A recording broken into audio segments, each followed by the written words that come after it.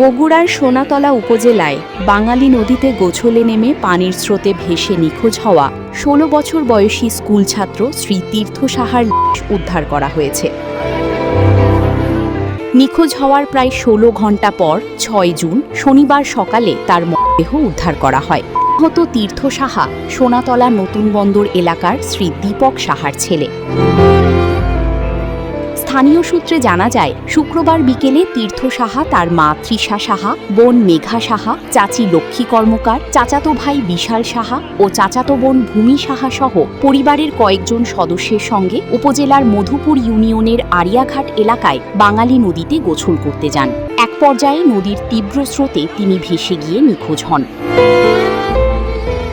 খবর পেয়ে সোনাতলা ফায়ার সার্ভিসের সদস্যরা এবং রাজশাহী থেকে আসা একটি ডুবুরি দল উদ্ধার অভিযান শুরু করে। তবে সন্ধ্যা হয়ে যাওয়ায় শুক্রবার রাতের জন্য অভিযান স্থগিত করা হয়। পরে শনিবার ভোরে পুনরায় উদ্ধার কার্যক্রম শুরু হলে সকাল ৭টার দিকে আরিয়াঘাট সেতুর নিচ থেকে তীর্থ সাহার মরদেহ উদ্ধার করা হয়।